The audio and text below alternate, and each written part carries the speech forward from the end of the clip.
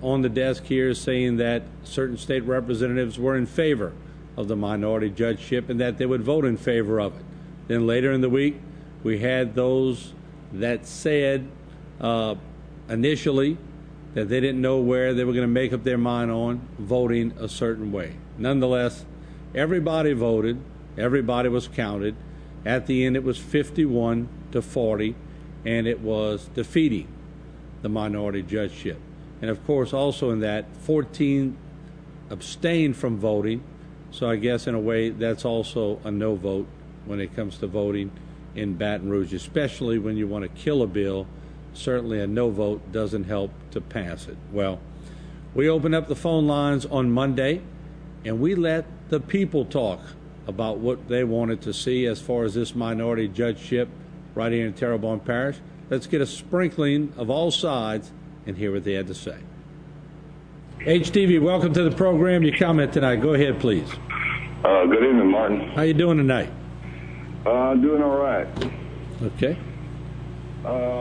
My understanding is that it's already gone through judicial review, and it's part of redistricting, and it doesn't have to go through the judicial committee because it's a redistricting issue.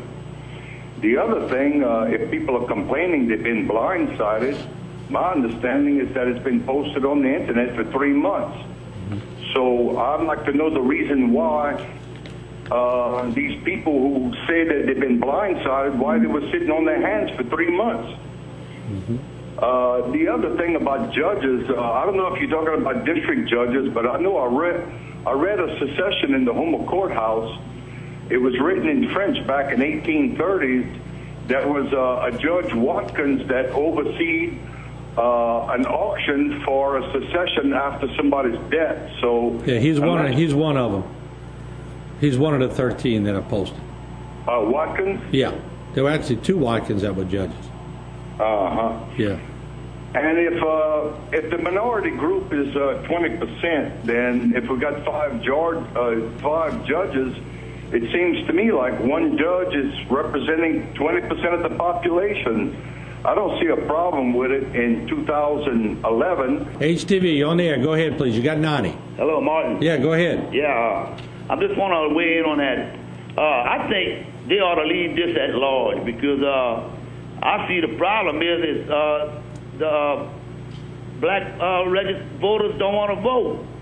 I mean, just 10% of them registered. I mean, if you want to get somebody in there, let a black candidate run, but you need the blacks to go out and vote, and it should stay at large. I mean, if he's a good candidate, I don't care what color he is, Indian, black, yellow, orange. If he does his job and fair, I would vote for him, and I'm white.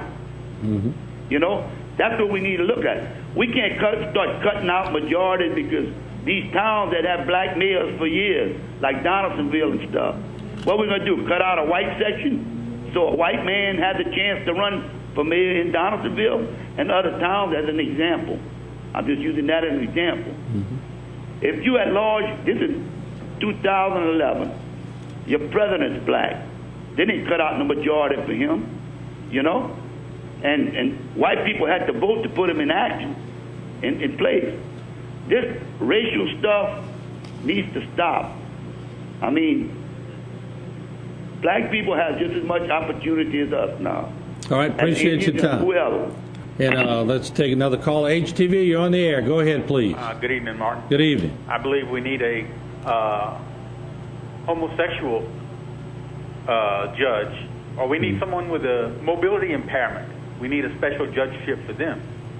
And you say I'm being sarcastic, but wouldn't Martin Luther King be rolling over in his grave? You know, he once said he had a dream where a man would be judged on the content of his character and not upon the color of his skin. And here we are trying to get a judgeship where the man is put in there simply because of the color of his skin. Again, Martin Luther King would be appalled. And I'll bid you good night. All right, thank you very much. Martin. Yes, ma'am. One of the things I want to say is that I have so many friends that are not white. okay? Okay. And I respect, and they respect me. One of the things I would like to say is that, let's face it, let any race, white, colored, otherwise, run for the office. If they qualify, then let us vote for them. But then they have to prove their qualifications. That's the only thing I would like to say about them. Because the color shouldn't matter. What should matter is the qualification.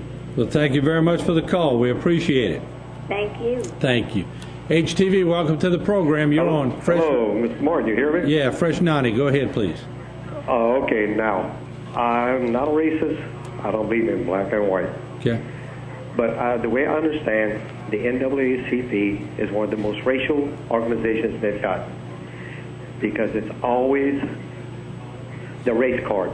If they really believe that they want equality for all minorities, then why don't they break down? Hey, I agree, they deserve to have representation. So why not do this? Take 27% of black, 27% of Indian, that gives 54% a majority district, and let them vote on their representative, instead of just basing it on one race of black or one race of Indian or one race of white. This way it gives it a three-way and let them decide who they want. And that is the most civil thing they've got. And if the NAACP don't agree with this, well, then they are the racists in this organization. Okay.